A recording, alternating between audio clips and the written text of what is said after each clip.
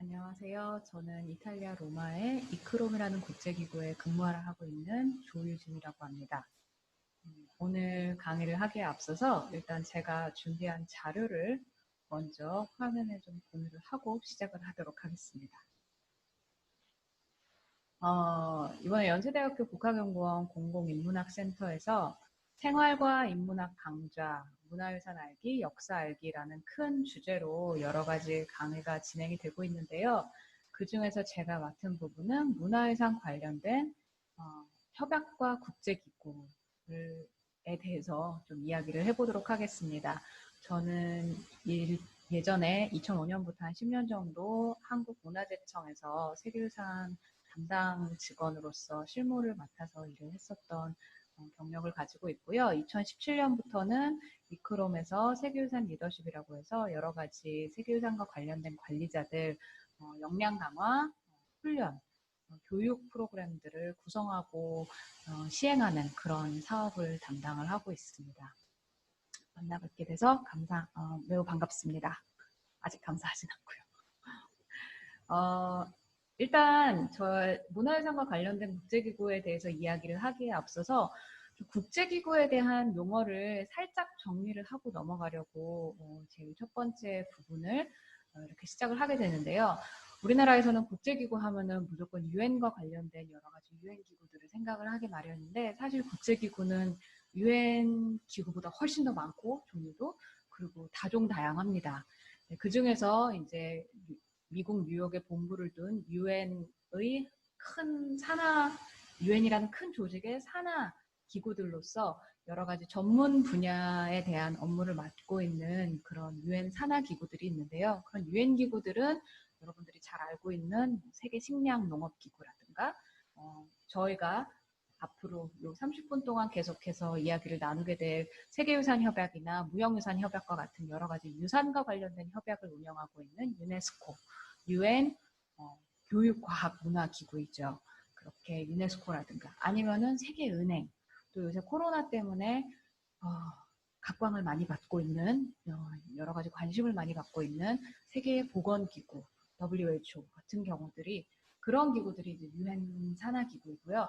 그 이외에 뭐 지역적인 포괄성이라든가 여러 가지 정부 간 기구가 아닌 일반 개인들이나 단체들이 운영을 하는 좀 차이는 있을지언정 여전히 국제적으로 여러 가지 영향력을 갖고 있는 다양한 국제 기구들이 있습니다.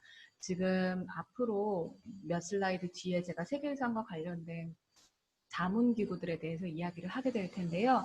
자문기구들 세 개들 중에서도 세 개 다가 국제기구이지만 형태가 조금씩 다른 그런 의사결정 과정을 가지고 있는 형태가 다른 국제기구들입니다. 그래서 우리한테 또 익숙한 걸로는 EU라든가 아세안 여러 가지 지역적 그 업무들을 맡고 있는 그런 지역 기구들도 있을 거고요. 뭐 OECD라든가 국제사법재판소 이런 경우들은 유엔 산하 기구는 아니지만 엄연히 국제적인 그 활동 무대를 갖고 있는 그런 국제기구라고 볼 수 있습니다. 이런 국제기구들 중에서도 유심히 봐야 될 부분이 과연 의사결정을 어떻게 하는가 이 기구들이 다 각자의 의사결정 과정들을 가지고 있거든요. 그래서 결국에는 누가 이런 결정을 내리고 어떤 과정을 거쳐서 여러 가지 정책적인 사안들이 입안이 되고 실행이 되는지를 알아야 되는 게 굉장히 중요한데 정부 간 국제기구가 있고요. 즉 각 국가의 정부가 가입을 해가지고 운영이 되는 그런 국제기구가 있고요. 또 비정부 국제기구들도 있습니다. 여러 가지 이제 NGO 단체들이 사실 이제 비정부 국제기구이겠죠. 저희가 그 세계유산과 관련된 자문기구들 중에서 이코모스 같은 경우가 비정부 국제기구고요. 지금 이크롬 같은 경우는 똑같이 문화유산을 다루고 있지만 문화유산 각국의 정부 안에서 문화유산과 관련된 그 정부 기관이 가입을 하는 국가가 가입을 하는 형태를 갖고 있는 국가 간 국제기구라고 할 수 있습니다. 그리고 이제 그 두 가지를 융합을 해서 정부기구도 가입을 할 수 있지만 그렇지 않은 민간단체나 개인 회원들도 가입을 할 수 있는 하이브리드 융합형 국제기구인 IUCN을 들 수가 있겠습니다. 이렇게 여러 가지 그 국제기구들도 각각의 그 특징에 맞춰서 다른 방법으로 의사결정을 하게 되는데요. 제가 자꾸 의사결정이라는 말을 하는 이유는 우리가 문화유산과 관련된 또는 전체적인 유산과 관련된 여러 가지 흐름이나 트렌드나 이런 것들을 파악하기 위해서는 이런 국제기구들이 어떻게 돌아가는지를 아는 것이 매우 중요하기 때문에 제가 먼저 짚고 넘어가고자 합니다. 그래서 유네스코라는 큰 국제기구 안에 이제 세계유산협약이라는 협약 하나의 프로그램, 국제 조약이 있게 되는 건데요. 그래서 두 개는 의사 결정을 하는 구조가 분리가 되어 있습니다. 물론 세계유산협약이 유네스코 안에서 조금 하나의 협약으로서 포함되어 있기는 하지만 두 가지 거의 이제 별개로 의사결정이 이루어진다고 볼 수가 있는데요. 유네스코 같은 경우에는 전체 193개국이 모이는 총회가 매 2년마다 개최가 되고 58개국의 집행이사회가 6개월마다 모여서 더 세부적인 정책들을 이제 결정을 하게 됩니다. 또 교육이나 문화, 과학, 사회과학, 정보와 커뮤니케이션 여러 가지 분과에 대한 정책들을 논의를 하고 결정을 내려야 되기 때문에 분과별 회의들도 굉장히 많은 편입니다. 그거에 비해서 이제 세계유산은요, 자체적인 의사결정 시스템이 따로 있는 거예요. 왜냐하면 유네스코에 가입을 했기 때문에 바로 자동적으로 세계유산 협약에 가입이 되는 게 아니고 유네스코에 가입을 했더라도 세계유산 협약에 별도로 가입을 해야 되고 또 아주 드문 얘기는 하지만 유네스코에는 가입하지 않은 채로 세계유산 협약에만 가입해 있는 그런 국가의 형태도 가끔씩은 있습니다. 흔하진 않지만요. 그래서 애초에 미국이 유네스코 회원국이다가 탈퇴를 했지 않습니까? 근데 유네스코를 탈퇴를 할 때 세계유산 협약을 탈퇴하지는 않았습니다. 그래서 역설적이게도 유네스코 회원국은 아니지만 세계유산 협약의 회원국으로는 남아있는 그런 사례를 보여주고 있습니다. 세계유산 협약 같은 경우에도 똑같이 그 협약에 가입한 국가들이 모두 모여서 총회를 이루게 되고요. 그 2년에 한 번씩 모이기 너무 힘드니까 선거를 통해서 21개국을 위원국으로 선출해서 그 위원국들이 1년에 한 번 모여서 세계유산을 등재할지 삭제할지 내지는 위험유산을 옮길지 이러한 전반적인 보존 관리에 대한 것들을 결정을 하는 회의가 세계유산위원회입니다. 근데 각국 정부에서 파견된 전문가들도 있지만 또 외교관들이 이 모든 유산에 대한 보존 관리의 세세한 내용들을 다 따라가거나 정확하게 알기는 어렵기 때문에 이러한 의사결정에 있어서 기반이 되는 문서와 전문적인 조사를 담당을 하고 있는 자문기구들이 세 가지가 있는데요. 아까 앞서서도 말씀드렸지만 문화유산과 관련된 업무를 맡아서 보는 이코모스, 비정부 국제기구이고요. 그리고 자연유산과 관련된 등재와 보존 관리를 맡고 있는 IUCN, 전 세계적으로 가장 큰 환경연합단체입니다. 그리고 저희 쪽에서 제가 근무하고 있는 이크롬에서는 유산의 보존 관리에 대한 여러 가지 역량 강화, 트레이닝, 교육, 훈련 사업들을 담당을 하고 있습니다.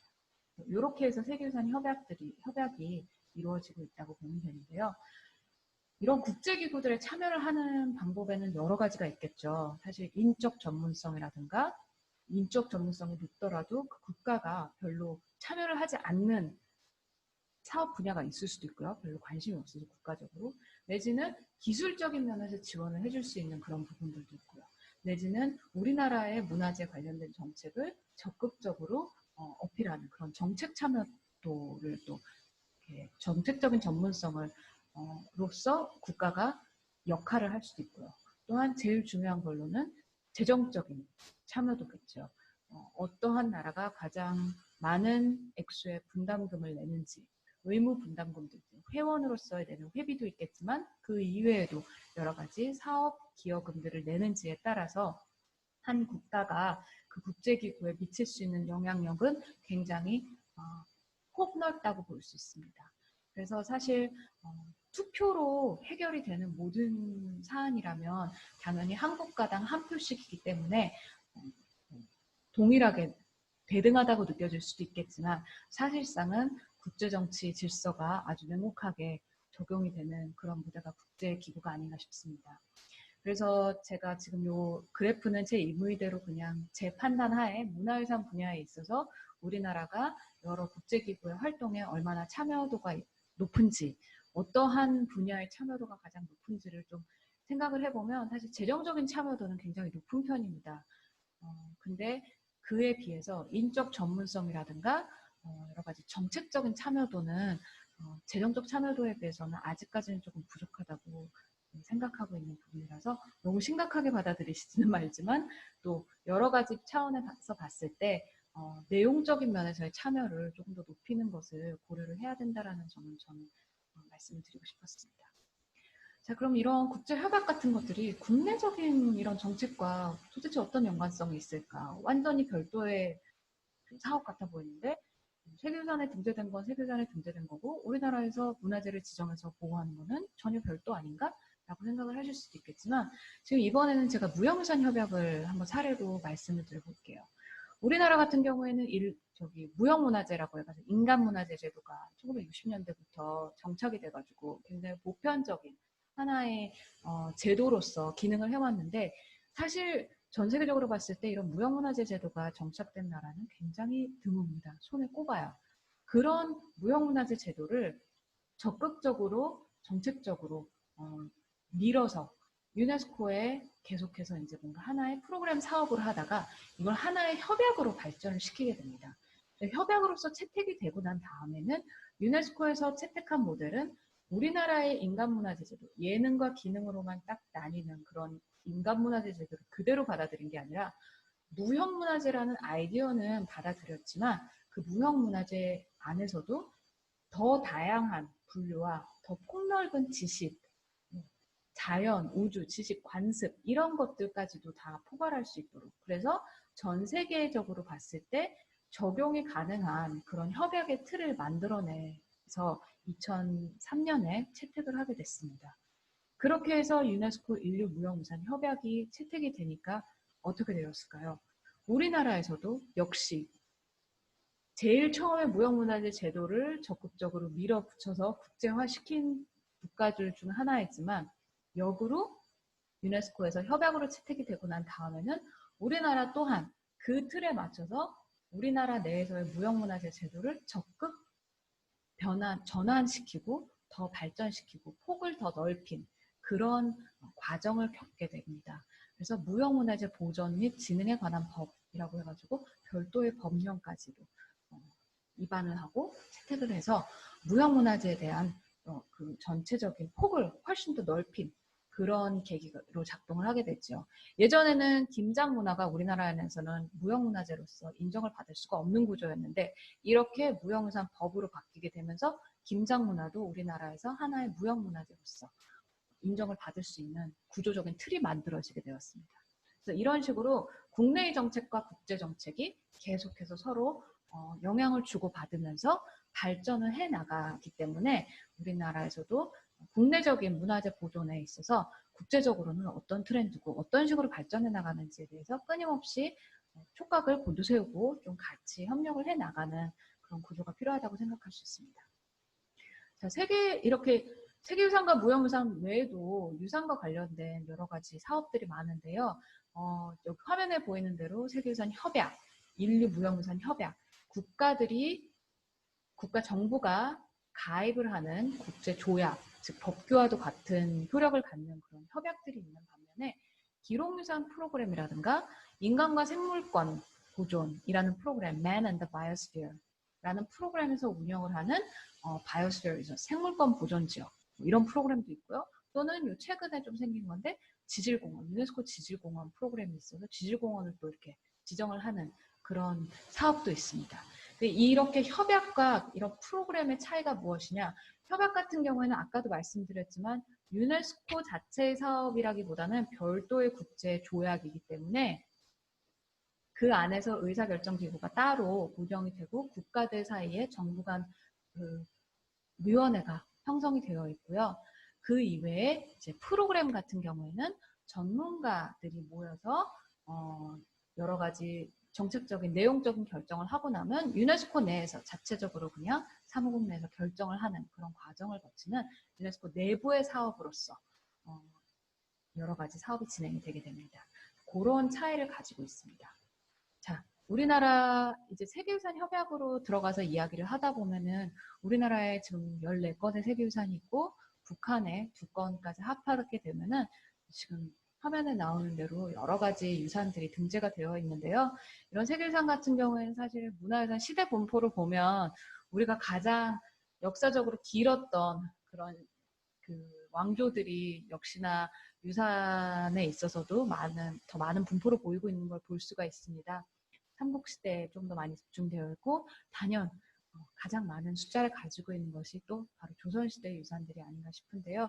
제가 굳이 지금 여기서 이걸 한번 이렇게 짚고 넘어가는 거는 이런 유산들이 있다라는 것뿐만 아니라 유산의 종류가 하나하나로 보여지는 게 아니라 우리나라 전체로 봤을 때 과연 우리나라의 역사를 다 대변하는 유산들인지 또 그 유형에 있어서는 우리나라의 다양한 그러한 문화나 그 기저에 깔린 여러 가지 이해 당사자들을 다 대표를 할 수 있는 그런 유산들인지에 대한 이야기를 나중에 살짝 해보고 싶어서 일단은 이런 표를 한번 보여드리고 있습니다.